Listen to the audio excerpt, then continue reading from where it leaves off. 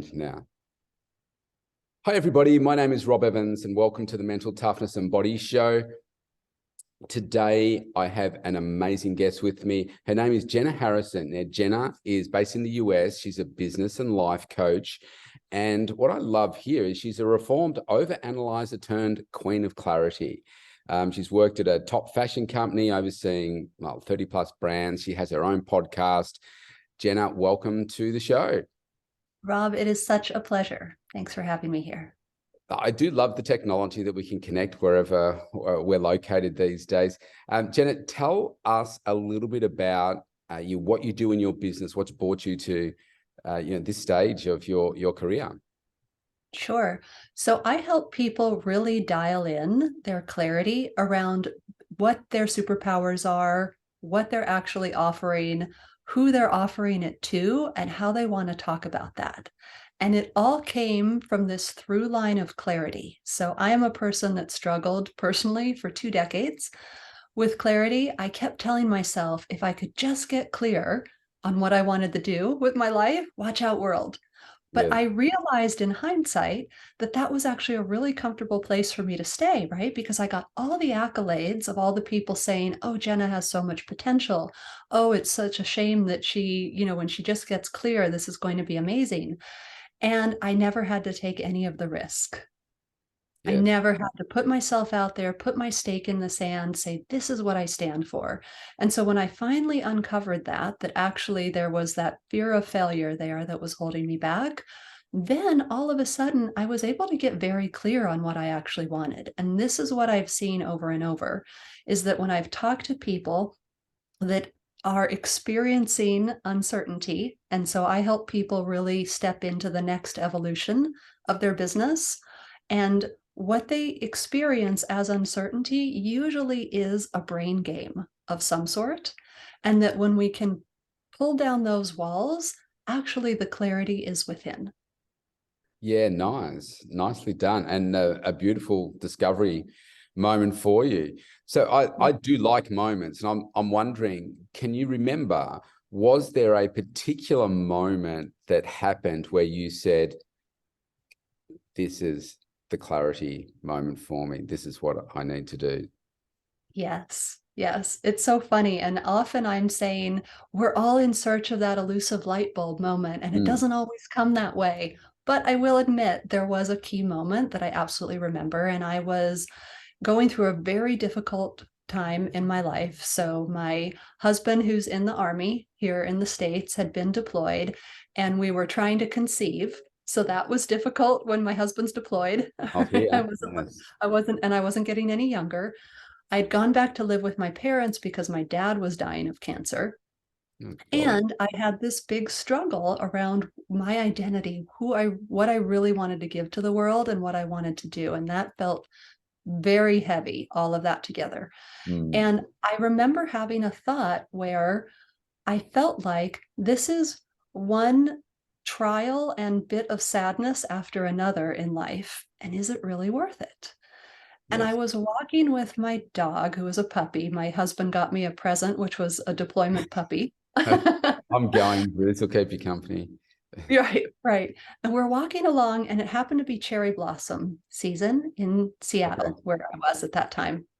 And she was sniffing on the ground, and all of a sudden she looked up at me, and she had this cherry blossom just stuck to her nose, her little black nose. She had no idea it was there, and she just looked hilarious to me. And in that moment, I was filled with all of this joy and laughter over how sweet and funny she looked. And I realized in that moment that the only person that could make those moments be enough to outweigh the difficult moments in my life was me. Yeah. And so it was up to me to actually create the joy. And when I started, it doesn't seem like there's a relationship there. Like, how did she get from that to clarity? But I just started thinking about how, what if, right, there was some shift that needed to happen in my brain, some different way of seeing things that might help me see what was already there. And I remember thinking, like, Steve Jobs had this speech that he gave at Stanford talking about how you connect the dots in The dots. hindsight. Yes. And I said, but you know what? If you're connecting the dots were already there. You just couldn't see them. So I Exactly. got fueled and I started thinking, what if my dots are there? What if Mm. my dots are already there? And I can see them now in real time, and that can help inform my future. And so I started my process that I now have called Connect the Dots.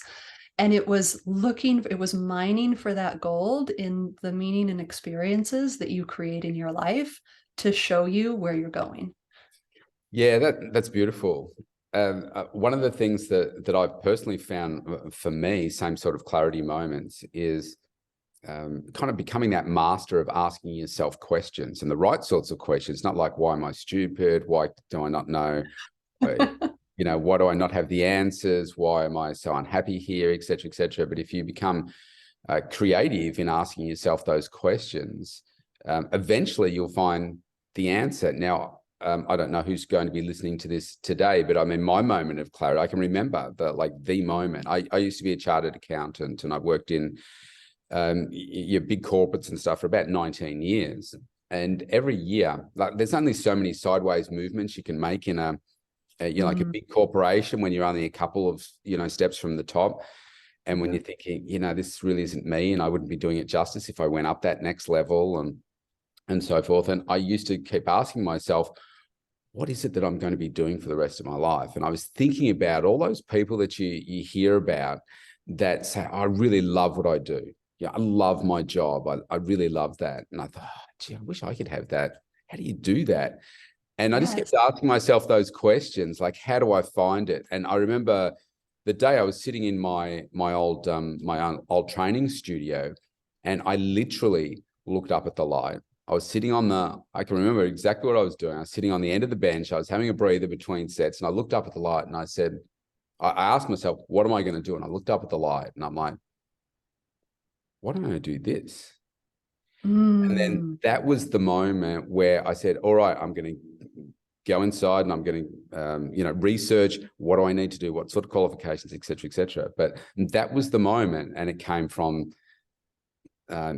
taking control and, answering that question to myself in a positive way. So you're so right. I love that story. I love that story. And I believe that we can continue with that clarity all the way up through the messaging in our business, right? The offers that we create in our business, who we decide are our ideal clients.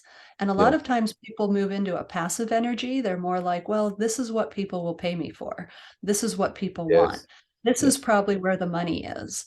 But what if you could create another good question? What if you could create a successful business around whatever you wanted to create? What would that Yeah. be? Yes. Well, interestingly, on that point, when I started my business, I had a very specific two types of clients that I wanted to work with, because that's what I thought was the market. The reality Mhm. was that really makes up less than 1% of my market now. Yes, Uh, yes, yes. And that your people are drawn to you for a reason. There's yes, so much resonance, conscious and subconscious, that we're discounting when we try to conform to what we think the market wants of us. yes, absolutely. So, Jenna, I have an interesting question for you here. Mm. I want you to think back, say back 2019, or maybe it's Okay. 2018, but in other words, pre-COVID. We haven't heard of it before, apart from SARS and all that sort of stuff. But we Mhm. don't know it's coming, et cetera, et cetera. What would you Okay. say was the biggest challenges that were facing the people that you work with? Back then, Yeah, back then. very similar to now. Okay. So Well, that's there's a, destroyed my next question. oh no, really? and, Okay. and how it's maybe changed, because I certainly feel that there's, like, globally there's a different, like here, with, I know it's the same in the US, but the rising interest rates, the changing economy, that uncertainty and stuff, it's kind of triggered people a little bit differently, I Mhm. think, to 3 years ago. Mm. But yeah, give me your perspective. So yeah, so now it's amplified. So what was going on back then was that there were people who realized, much like you, when you were in accounting and you said this isn't quite it, that Mm, are saying this isn't quite it, right? I know that it's not quite aligned, or whatever language you want to use, right? I haven't dialed it in.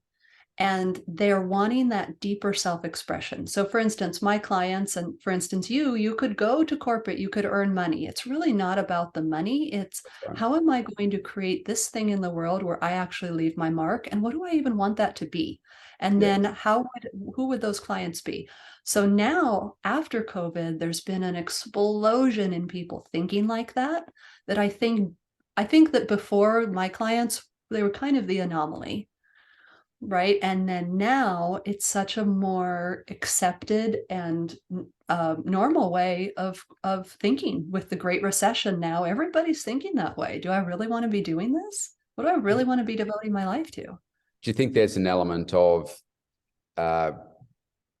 what's the word? The preciousness of life, I suppose, the uncertainty. Screw it. I'm just going to do it now. Yeah.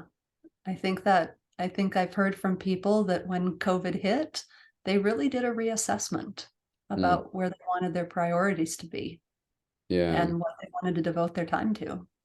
One of the interesting things that I've noticed because most of the work that I'm doing with people is around the health and fitness of them, and then how it impacts their business and high performance and so forth. Prior to the pandemic, and I guess keep in mind that, so I live in Melbourne, right? We were the most locked down city in the world, like about 300 days. It was ridiculous. 6 different lockdowns. It was nuts. Wow. People before it were coming in to say to me, oh yeah, I want to lose weight. This is why, et cetera, et cetera. Now people come in and they say, I want to improve my health. And so it's a real shift. And like weight loss, where it was, say, mentioned as number 1 before, it's now probably number 3. And it's about health, it's about sustainability. And I think all of everything that's gone on has just changed people's thinking about the preciousness of their health, life.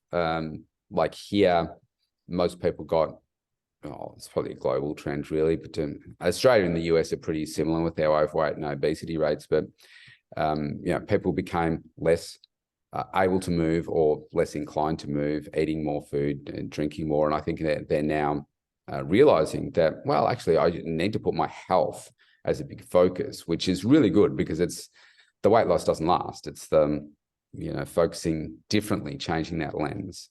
And living their best life. Yes, Yes. absolutely. Yes, I can see that. That makes so much sense. So let me twist my question. I was going to say, so what are they facing now? To put it on you, what would you say are your biggest challenges that you're facing now, like right now? So I would say my reoccurring one has always been time management, and really divorcing myself from the idea that time creates my results and that doing more creates my results. Yeah. And so I've been working on that for a couple years very intensively with my coaches and with mentors, because I've seen the evidence of it. And still, on kind of a nervous system level, my body always leans into doing more. Yes. And so Yep. stepping back from that, obviously, as a woman who owns a multiple 6-figure business and has a 5-year-old son and has a life, right? There are things going on, but really my mindset around it amplifies that and makes it so much more overwhelming and egregious when I'm in the state of this is a lot, as opposed to I'm going to fill the hours in the day, right, with something. Do I really want to fill them, and what will be highest value for myself, my clients, my family? Yes. I'll tell you something, Jenna, that I just tried yesterday, and I'll tell you why it really pushed me.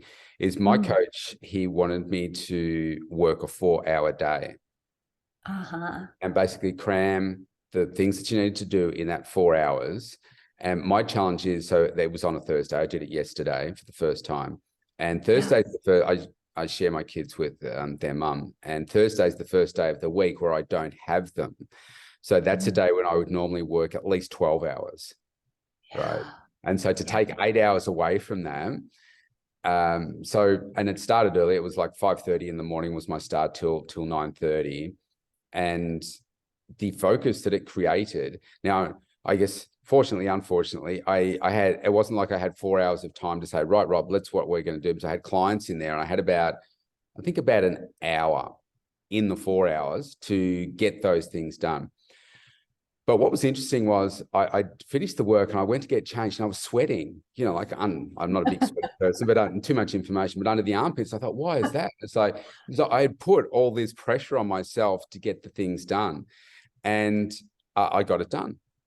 And now, could I have done everything? Because so what it did, I left my desk, I shut my computer off. I said, right, fight the urge to now go pick up your iPad and go do something else. And Yeah. I just did other things for the rest of the day. And I thought, okay, I'm going to see, is this something that, like today, like obviously it's early here, my time, I feel very refreshed.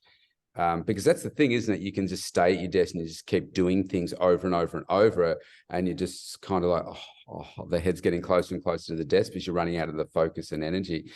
So I challenge you to maybe try that one in your day.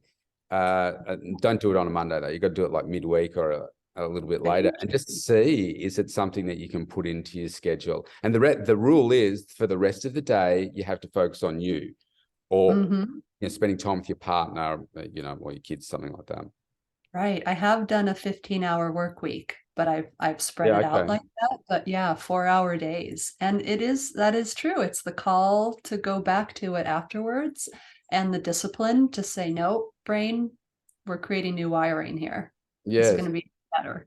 Yeah. So I'm curious to see whether there's some, in the following days, that maybe there's less burnout or whatever. I think it's an interesting process. Well, for sure, higher creativity, right? Because maybe you know the experience of sitting trying to create an email or something, and it's taking hours, versus you go on a walk, you get the hit, and then you write it in minutes. That's right. That's right. Yes. So Jenna, you mentioned that your husband being in the military, and I know you've got, you've had a lot of experience with the military, and obviously the show's called Mental Toughness, and the perception that, you know, we have of the military, really by virtue of Hollywood, I suppose, than nothing else. Could you tell us a little bit about, you know, what you've done there, and your, you know, maybe I'll ask some questions from when you tell us a little bit. Yeah, it has been very fascinating to marry into the military, having worked on personal development for myself personally, and then coming into it right then and just sitting back and watching and being like, still in the military? What's going on here? Sorry? Is he still in the military? Yes. Yes, like active duty? Still active duty. Oh, right. Yes. Okay. Is he home at the moment? He is home at the moment, which is nice. Nice and safe, yes. But it has been fascinating to watch and to learn, because I do have my certificate in leader development from the U.S. Army War College, which is their graduate school where they're teaching their leadership process. And so I just did dive into it because I just found it fascinating how you can take an inner city youth that has very low self-concept and has not had a lot of privileges, advantages in their life, and you can take them and put them through training, and somehow they come out the other side a US soldier. Yes. And they are a completely different person on so many levels. And I'm like, how does that happen? How is that happening? I found it absolutely fascinating. So yes, I have taken advantage of every kind of course or study that I could do within the military, being a spouse. And then is that, sorry to interrupt, is that how you got access to it, was it? Because right, okay. And is that to then like, is the strategy to then get you into the armed forces as well, or is it just to help you with your understanding and support and so forth? Yeah, so actually it's interesting because the role of the spouses of the senior leaders that role is taken very seriously within the military. So the traditional role of that person, my mother was in the military as well, and she pretty much had a full-time job, just being the spouse, and you are watching over the families, right? You're creating programs that'll help them deal with issues when they're when their partners are deployed, as they're raising their children, as they're moving to different foreign countries and having to deal with culture shock and all of the things going on. The more that the military can create a good foundational family, the more supported the soldier will be to be able to stay in the armed forces and do what she needs to do. Yeah. So they really want to bring us in if possible. Of course, it's all voluntary, and a lot of people have their own careers and aren't interested, but they want to give us as much training in facilitating that process, in supporting not just the leaders or our leader, our spouse, but also the other leaders within any battalion or brigade as well, to basically with mindset. We didn't call it that at the time, right? But to help them perform at their best level. And I was very happy to sign on for all of that because I found it fascinating. And through learning about that, what I've really seen is that there are two things going on, I think, with the military. And one is that they establish a new identity. And it helped me see just how important our identity is in every decision we make, everything we act. And so that is the strongest, I believe, strongest long-term driver of motivation, right? You can have someone whip you into shape, and that's the stereotype of the boot camp Yeah. sergeant who's get on the ground. That'll work for a little bit, but you and I know that won't last forever. Yes, But that's when right. you make it part of your identity, that is gold. And that is why organizations like the US Marines are so successful. It's because it becomes a part of you. You are a US Marine, you are a US soldier, and that changes the game. And the other thing I've found so fascinating is expectations. So the reason that they can perform so well on the battlefield, for instance, is they are expecting to be shot at. And Yes. they're right, they train for it and it doesn't surprise them, and they can come home with a level of resoluteness about that that would make us civilians, right, we would be in such shock over it. Yes. What doesn't go well is when there's missed expectations, and I think that happens in our lives too. So those soldiers will come back and something will happen with a coworker disparaging them, or their partner leaving them or something, and they can absolutely crumble over Yes. that because they weren't expecting it. So I Yes. think mental toughness has so much to do with our preparation and expectation. I don't know what you think about that. Yes. I mean, this show came out of the start of COVID. Mm, Because I thought, yeah, there were so many people capitulating, I suppose, here, like life is over and blah blah mm, blah blah. So I started this show, and each day I don't just say you've got to be tough, you've got to be mentally tough, but right. so our mindset is so powerful in controlling what it is that we do every single day, like your point of clarity that you talked about earlier. But I also do think that people, if you think in terms of mental toughness, people don't push themselves hard enough to, push beyond the pain. I mean, we teach our kids when they're young, as soon as there's something wrong, they're in pain, we want to take the pain away from them. But you and I both know as adults that it's only through experiencing that pain and going through the pain that you get the growth. And then you Yeah. become stronger, and it's like going to the gym. You don't do one bicep curl and you put it down, say, right, I'm done that forever, I don't have to do that again. You've got to Right. do it each time, and you've got to hurt yourself every time you go into the gym, which sounds silly, but that's what you have to do.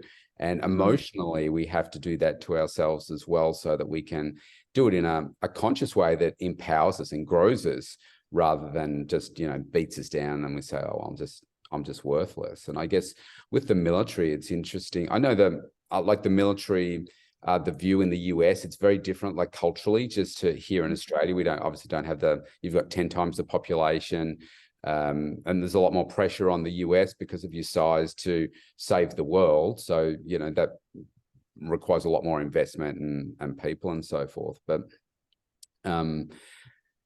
I guess with the military, it's so intense. I have no idea how your husband does what he does and can come back to a normal functional life. And of course, there's plenty of stories where people aren't able to do that.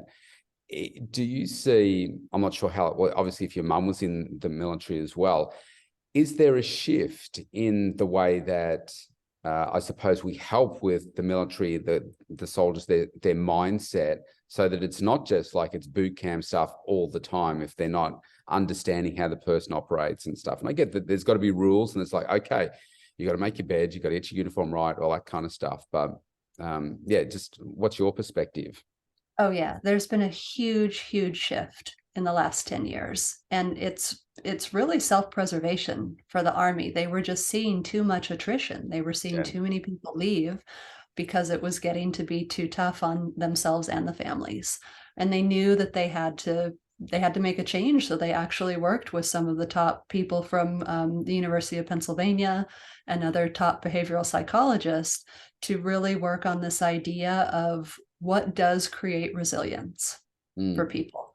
And then how can we disseminate that and teach everybody and train everybody? So everybody does go to resilience training, and it is about so much more than just performing the whatever function you need to perform in your role.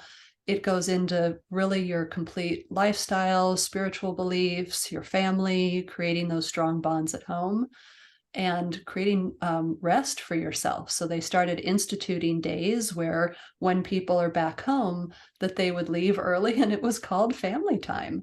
And it was, this is your time to rest and be with your family and not be at work and not create that same operational tempo that they do when you're gearing up to deploy, for instance, or coming back. And that was a huge, huge shift. Yes.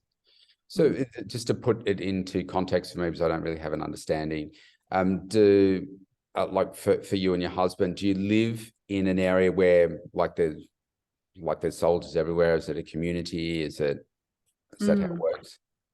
Yeah, so we have. Right now, we're actually at the War College, which is, it feels like being at a small Ivy League school or something. Everybody tends to wear civilian clothes, and it's all upper level, older people. There aren't the 19-year-old soldiers as much wandering around. But yeah, typically in the past, it was everything you'd expect. It was tanks, or it was soldiers, and everybody saluting and the whole thing. We didn't always live on base, but whenever my husband moved into a command role, then we did move on base. So when they come back from a deployment, is it like, it's not like, okay, you're on a month's leave or something, you're just coming back to effectively, I don't know, I'll just make it simple and say, well, you're coming back to an office and you're doing that sort of work for a bit, and then you go back into a normal life. You see your family each day and that type of stuff. Is that how? Yes. Not necessarily in an office per se, and it also depends if they're bringing equipment back with them, right? What kind of process has to happen before they can take, ease off for a little bit, but then very quickly they're ramping back up again to prepare for deployment. And they're going through all the drills and all the training again to create that level of excellence that they want. And so when they come back, is there well, I guess some people could come back a little bit broken, and you want to fix them before they go back again. So is there a focus on, I suppose, some red flags that happen when people are deployed and when they come back that, look, Rob, he needs some extra time here? Absolutely. Yeah. There's a huge focus on mental health and suicide prevention and getting soldiers the support that they need, that of course didn't happen in the Vietnam era, for instance. And we've learned a lot of lessons from that. Yeah. Well, that's good. That's good to hear, because you can have a different perception, I suppose, and not knowing anything about it. I'm pleased that's happening, because they play such an important role that pretty much no one can relate to unless you've been there, and you can only see it in movies and think, oh yeah, okay. But if you actually see some of these things and have to do some of these things, or I don't know. So good on your husband for helping keep us all safe. Thank you. And the role that you're playing as well. I had a couple more questions for you. The biggest regret you've ever had and what you learned from it. Oh my goodness. Something you're comfortable to share, obviously. The biggest regret. Well, I think it made me who I am, but I do regret not getting support earlier with my clarity journey. I really believed that it's something, people would say it's just something you have to figure out for yourself. You just have to go sit on a mountaintop or something and wait for the divine download. And I know that I heard that then because that's what I believed. And so that's what was reflected back to me, but it was absolutely untrue. you can absolutely get support. I always say even a brain surgeon can't do surgery on herself, right? And Yeah, just to have the it's a nice analogy. objectivity of somebody that can help draw that out, that is a regret. I wish that I could shave off a decade of Yeah, that journey at least. yeah, yeah. Yeah. I can see. I think the beauty of coaches or mentors, whatever you call them, are so invaluable to your success in life. If you've got my rule is this: find the best person in the world that does this. Find the one that you can afford, somebody that has achieved multiple times the success that you want to achieve, and listen to them and do it consistently. Yeah, yeah. And someone that you really resonate with so that it sinks in. Because Yes. I could also find those people, but the way they talk, Yeah. my It's brain like, wouldn't what? process it. Yeah, Yes. you need to hear it from that person that says it in the way that just sits with you. Yes. Yeah. Well said. You can't use your child as this example. Your greatest success, what would you say is your greatest success?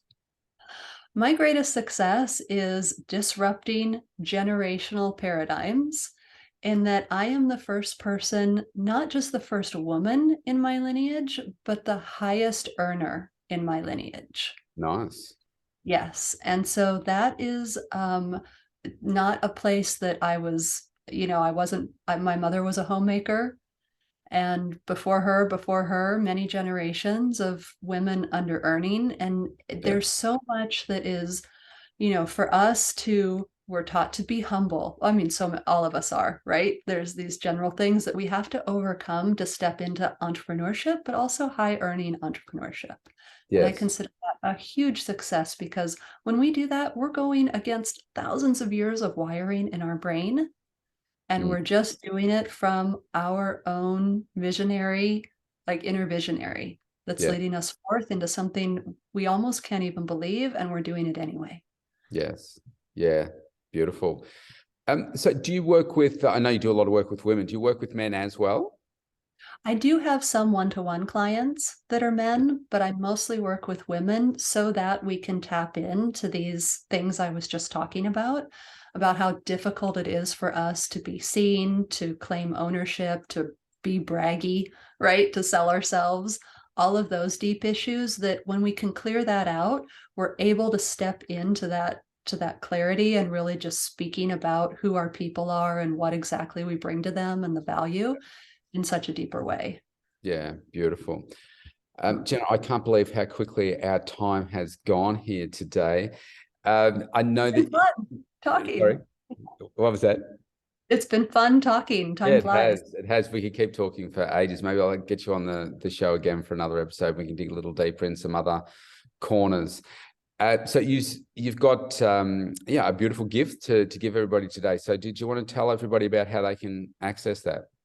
Absolutely. Yes. I have an audio meditation that you can download, and it is meant to help your subconscious start to unearth any bits of clarity that you have within. So, anything where you're feeling like you're holding back, you're feeling uncertain, you're not sure about your next evolution, there's some nudge inside you, but you don't know what it's exactly leading to, this can help with that. So, I recommend that you download it and listen to it once in the evening for at least 15 days and just let it start to work its subconscious magic. So you can get that at theuncommonway.com, which is my website.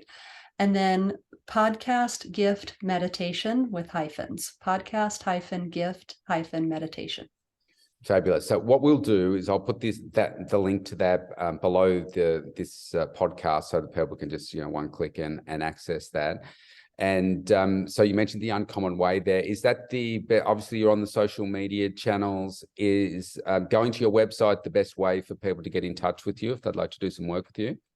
Yes, you can find me at the website, The Uncommon Way. Also, all the social media handles are at The Uncommon Way. And my podcast is The Uncommon Way Business and Life Coaching Podcast. So very easy to find me. That's right. Yes. Nice and consistent. And I'm Yes, assuming you'll work with people globally, not just in the US. do. I have clients all the way from Singapore to Portugal. Yeah, sweet. Do you have any in Australia? I do not. Well, let's see if we can change that for you. Nice. Yeah. Jenna, thanks so much for today. It's lovely getting to know you and hear your journey and the people that you're working with. Keep up the good work. And yeah, audience, thanks, Jenna, for attending today and answering all our questions. Thank you, Rob.